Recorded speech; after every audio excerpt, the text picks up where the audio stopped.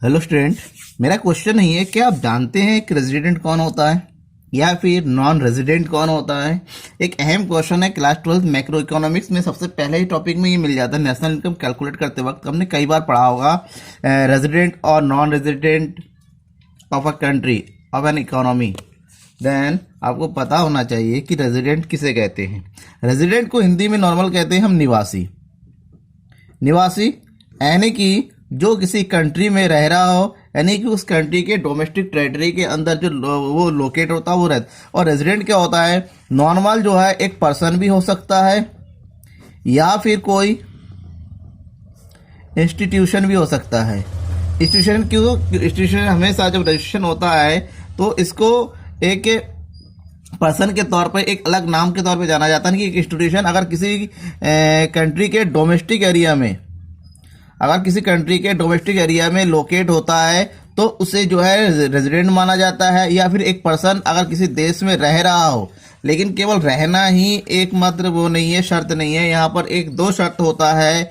सबसे पहले है कि वो उस देश के डोमेस्टिक टेरिटरी के अंदर रह रहा हो, निवास कर रहा हो, या फिर दूसरा ये भी शर्त होना चाहिए उसका जितना भी वेलफेयर होता है, जितना भी वेलफेयर है वो उसी कंट्री के इकोनॉमिक से जुड़ा होना चाहिए। यानी कि जिस देश में रह रहा है उसी देश की इकोनॉमी के साथ उसका वेलफेयर हो रहा हो, उसी देश के लिए वो काम कर रहा हो। क्योंकि बहुत सारे लोग होते हैं जो किसी देश में तो रहते हैं लेकिन उनका वेलफेयर किसी और देश में रहते हैं। इन लोगों को जो है नॉन रेजिडेंट कहा जाता है। तो एक्चुअल में आज हम जानेंगे निवासी कौन होता है और गैर निवासी, यानी कि रेजिडेंट कौन होता है और नॉन रेजिडेंट होता है, इसका मीनिंग के साथ, इसका डेफिनेशन के साथ। सबसे पहले हम समझते हैं निवासी के बारे में। क्वेश्चन एग्जाम में पूछा जाता है हु इज रेजिडेंट। तो हम यूं समझ सकते हैं आर रेजिडेंट और नॉर्मल रेजिडेंट। आर रेजिडेंट और नॉर्मल रेजिडेंट मतलब सामान्य निवासी कहते हैं जो नॉर्मल तरीके से रह रहा है। Is said to be a person, एक ऐसे व्यक्ति को और इंस्टीट्यूशन हु ऑर्डिनरली रेजिडाइज, जो सामान्य रूप से रेजिडाइज का मतलब होता है रह रहा हो, निवास कर रहा हो, in a country and whose centre of economic interest lies in the country. मतलब समझिए एक ऐसा व्यक्ति जो किसी देश के डोमेस्टिक टेरिटरी में रह रहा हो या फिर उसका जो वेलफेयर होता है, सोशल इकोनॉमिक जो होता है, सोशल इकोनॉमी वो किसी देश के लिए किसी एक स्पेसिफिक कंट्री के साथ जुड़ा हुआ हो, तो उनको जो है हम रेजिडेंट कहते हैं। अब कैसे कोई व्यक्ति अगर किसी फॉरेन में रह रहा हो, मान लीजिए हम वो कोई यूएसए में काम करने गया हो, यूएस में केवल वो क्या करता है, वर्क करता है, लेकिन उसका वेलफेयर जो है किसके साथ, इंडिया के साथ जुड़ा हुआ है, देन उसे भी इंडिया का निवासी कहा जाएगा।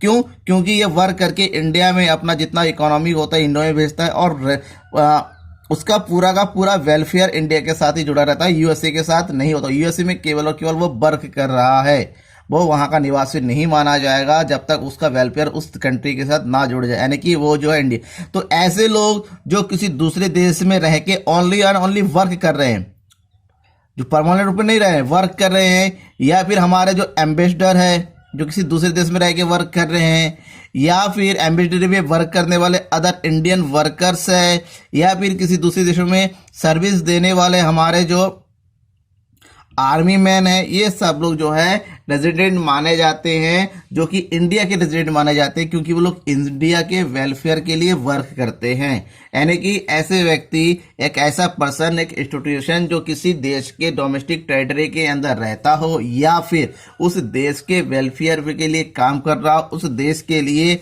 टैक्स पे कर रहा हो, उस देश की अच्छाई बुराई में समझता और उसको अपना देश मानता हो उसे। और दूसरी सबसे अहम बात, उसको देश की गवर्नमेंट के द्वारा लीगल रूप से उसको जो है रेजिडेंट कर घोषित किया जाता है। लीगल रेजिडेंट एक वर्ड होता है, लीगल रेजिडेंट। अगर कंट्री के मैन के द्वारा, देश के कंट्री मैन को जो है देश की गवर्नमेंट के द्वारा लीगल रेजिडेंट घोषित कर दिया गया हो, देन उसको देश का रेजिडेंट माना जाता है, एक नॉर्मल रेजिडेंट माना जाता है। ये हो गया रेजिडेंट के बारे में।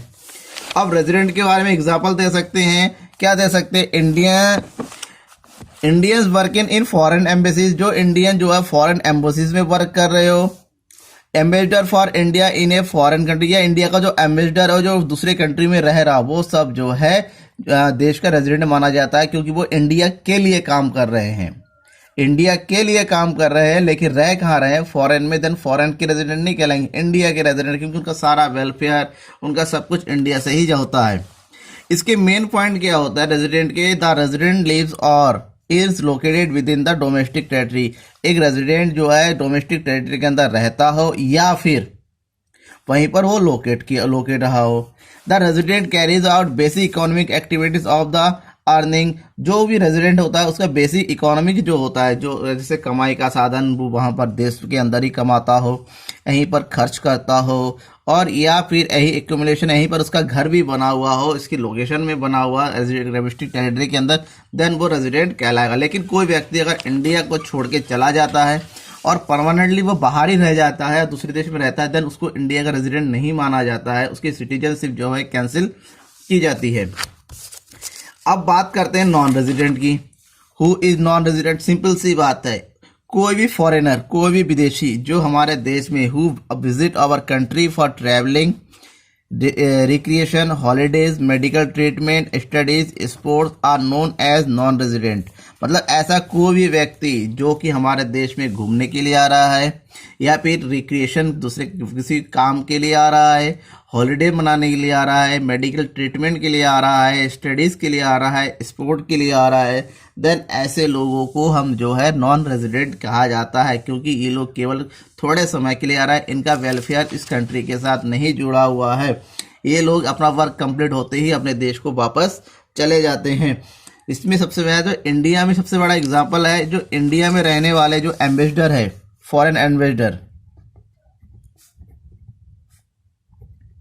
जो फॉरेन एम्बेसडर है, जैसे यूएसए के एम्बेसडर हो गया, चाइना के एम्बेसडर हो गया, या फिर ऑस्ट्रेलिया के एम्बेसडर हो गया, जो इंडिया में रह रहे हैं, अपने देश के लिए, अपने कंट्री के लिए वर्क कर रहे हैं, ये लोग भी नॉन रेजिडेंट ही कहलाते हैं। तो ये आपको समझ में आ गया होगा रेजिडेंट कौन होता है, नॉन रेजिडेंट के समझना अहम टॉपिक है। Thank you.